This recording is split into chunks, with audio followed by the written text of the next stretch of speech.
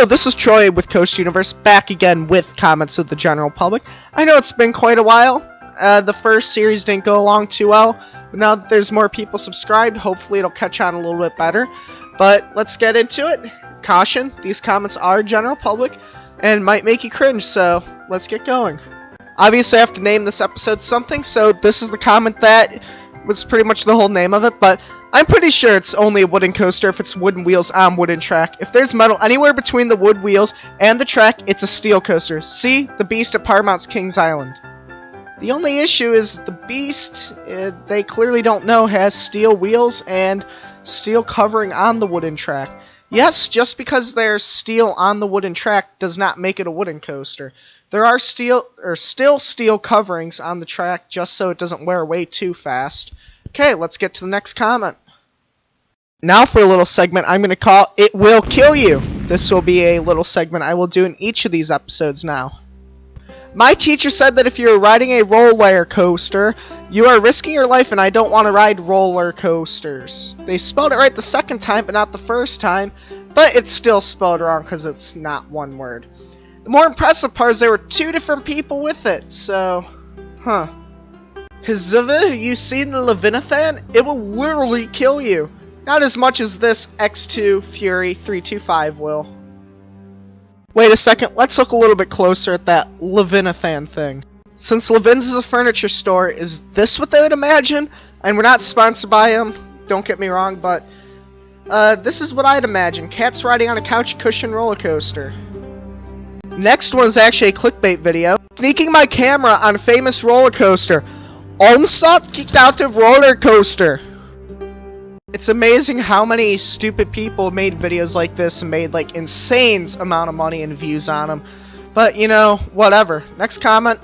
Okay, this next comment chain, I should say, was made on a video when Fury 325 was very first announced and the first official POV was uploaded. But yeah, it's kind of a doozy, and this person doesn't know their facts. It's animated. No, it's not. This is Fury 325, an existing coaster located in Carowinds, USA. Umreld, yes, it is animated in Planet Coaster Alpha 3. You can tell because how close to the track the camera is. Facepalm. Look up Fury 325 on Google and get back to me. Dude, look at the supports. They wouldn't be that soft looking. The netting as you go up the lift hill wouldn't like that. Did you even look up Fury 325? Yeah, it's too close to the track and too smooth. It's called mounting a camera to the nose of the train, you idiot. You call yourself a theme park enthusiast? You think they're gonna let you do this?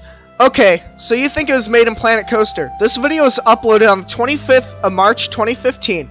Planet Coaster was announced on the 16th of June of 2015. How could this possibly be made in Planet Coaster? In fact, that if you think this is a real life video of a real roller coaster is animated, you must be a little kid or heck of a stupid, and then trust me, you don't want to finish reading this. It just keeps getting worse and worse, and this kid gets just pummeled into the ground with facts, so yeah.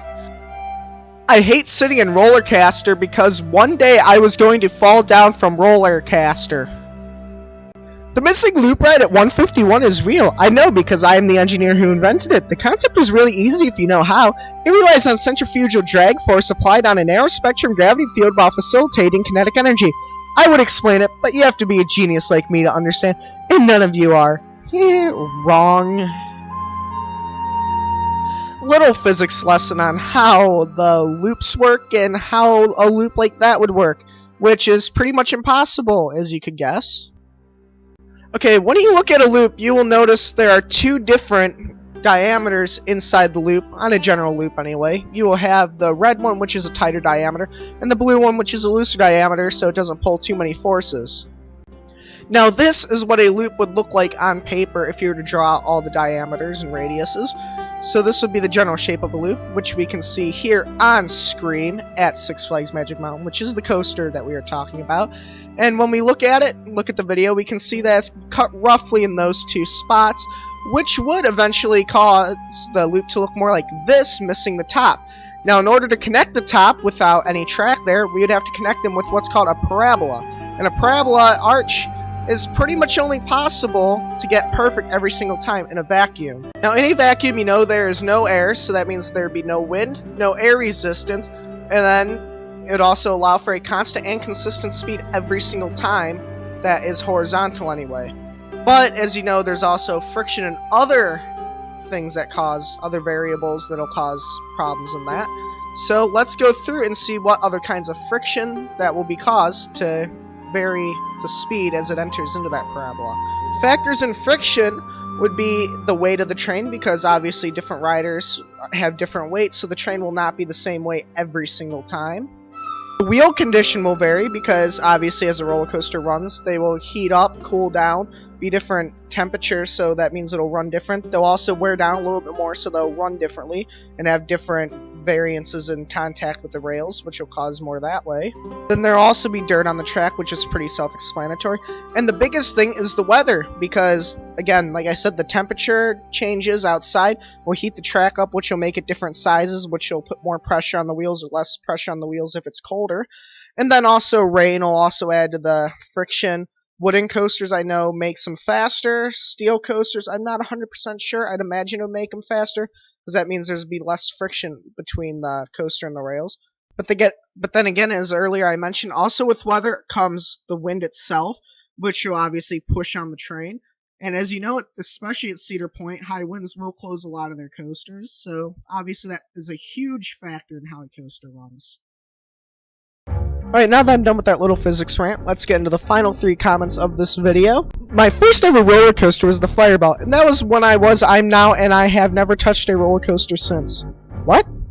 This guy left so many questions here, because first off, if he's talking about the Larson Loop, those aren't roller coasters. And, when he was what and now what?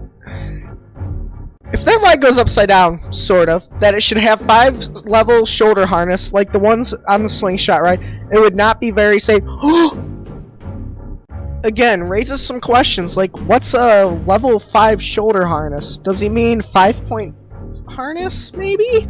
That's all I could guess, but take your own opinion. I'm not 100% sure what he meant by that. Okay, we're almost there. We just have one more to get through. I know it's engineered and built to not fall off the rails, be it with strong magnets and the straightforward momentum and what have you, but what if everyone just tilted/jolted to one side? Wouldn't it fall off? The answer would be no, because of upstop wheels and guide wheels. Technically, the old side friction coasters, if you did something drastic, you'd probably get them to come off the track, but it would probably take an immense amount of force to get those things off the track. Thanks for watching. This is the end of another Comments of the General Public video, the start of a brand new season, so like and comment if you want to see more. I have one other non-coaster specific one coming up soon, and one coaster specific one coming up soon. So, again, if you want to see more, let me know which coasters you want to see, and also go check out the Coaster Universe Preservation Museum out on Facebook. And again, thanks for watching.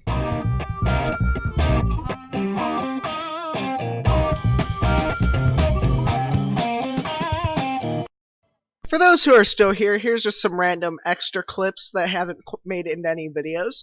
So, I hope you enjoy these few random clips, because I couldn't have the audio over them due to copyright issues, but I hope you enjoy this little montage.